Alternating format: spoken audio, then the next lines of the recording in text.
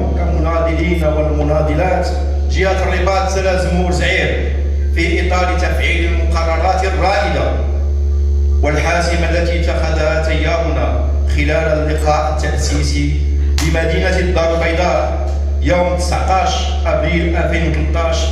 الذي حضره أزيد من 500 مناضل ومناضلة من مختلف الأقاليم والجهات ومن مختلف التنظيمات والقطاعات. تذكرون أيتها الأخوات والإخوة أننا في نهاية ذلك اللقاء التاريخي بالنسبة لمصالح حزبنا كنا قد اتخذنا بعض القرارات الأساسية التي من شأنها وضع عمل تيارنا على طريق إنجاز المهام المطروحة عليه وتسريع وتيرة أدائه بمختلف المناطق والجهات. وفي هذا السياق فقد كنا اتفقنا على عقد لقاءات موسعة لكل المناضلين المؤمنين والمقتنعين بالتوجهات التي أملت تكوين هذا التيار، اجتماعات يعمق فيها النقاش حول الأرضية التوجيهية التي طرحت في لقاء الدار البيضاء وبدأ فيها النقاش هناك، وذلك وصولا إلى إغناء تلك الوثيقة لتكون إطار عمل مستقبلي بالنسبة لتيارنا، وحتى نضمن كذلك مساهمة كل الأطر والفعاليات الحزبية المنتمية لحزبنا أو المتعاطفة لتقديم مساهمتها إغناء لهذه الوثيقة التي نعتبرها خارطة الطريق بالنسبة لعمل ومبادرة تيارنا خلال الأسابيع والشهور المقبلة. ولعلكم أيتها الأخوات والإخوة تتبعتم حجم ردود الأفعال الإيجابية التي رافقت ميلاد تيارنا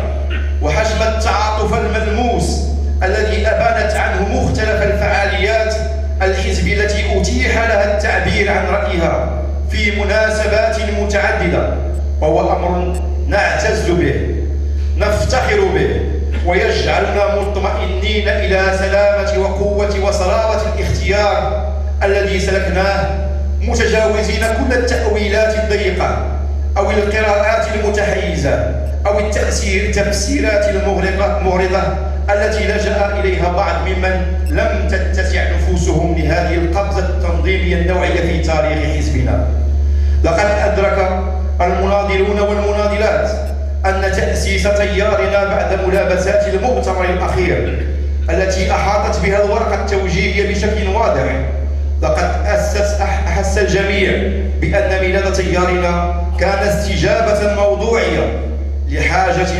موضوعية كذلك من أجل إنقاذ حزبنا وضمان استقلالية قراره والعرفان والوفاء لاختياراته المذهبية ورفض كل محاولة للنيل من هويته ومن موقعه المركزي في الخطة السياسية الوطنية. وبالطبع فإن هذا العمل يفيدنا اليوم أن نتقدم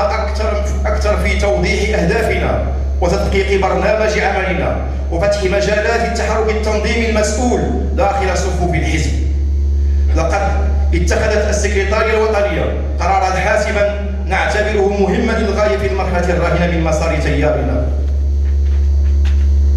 على أسس ومقاييس حددتها مراسلة السكرتارية دون شك، ومن دون شك فإن هذه الهيكلة ستعطي لتيارنا منظورية فيزيبيليتي ونجاعة في التحرك، كما من شأنها أن تزيح كل خلط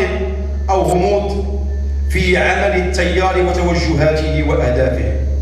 غير أن الوفاء لروح التسمية التي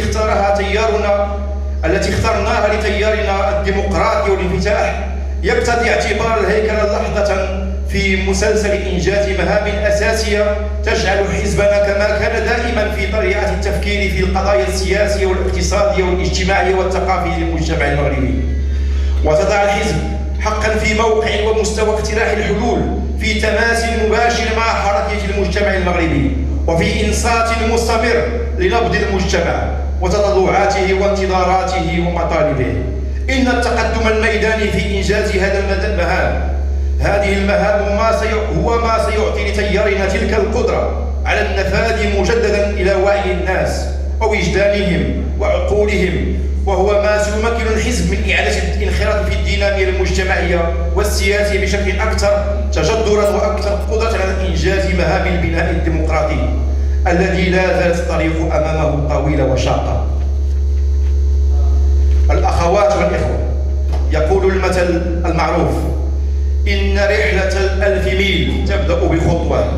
ومن المؤكد أن الأصداء التي تصل من مختلف الأقاليم تجعلنا اليوم موقنين بأننا في كل اجتماع نعقده في مختلف الجهات نخطو خطوات بعشرات الأميال باتجاه تحقيق الأهداف والغايات التي سطرناها لمسار تيارنا. ومن المؤكد أن لقاءنا هذا اليوم سيكون محطة أساسية في هذا السفر الميمون لاستعادة إشعاع الحزب وفعاليته، وهي مهمة تنتظرها كل قوى الحية في البلاد، لأنه تبين بالملموس أن الموقع الريادي للحزب لا يمكن أن يعوضه أي تشكيل سياسي آخر. وبالتالي فإن قدر الاتحاد كان وسيظل قيادة إدارات الجماهير الشعبية من أجل الحق والكرامة والعدل الاجتماعي. يحضر معنا لتأطير هذا اللقاء كل من الأخ طيب منشد كأحد الأعمدة الأساسية الكبرى في مسيرة حزبنا وفي نضالاته على كل الواجهات السياسية والاجتماعية والحقوقية والنقابية، رجل الصمود والاستماتة الذي يعطينا كل يوم درسا في الثبات على المبدأ والاستعداد الدائم للبذل والعطاء.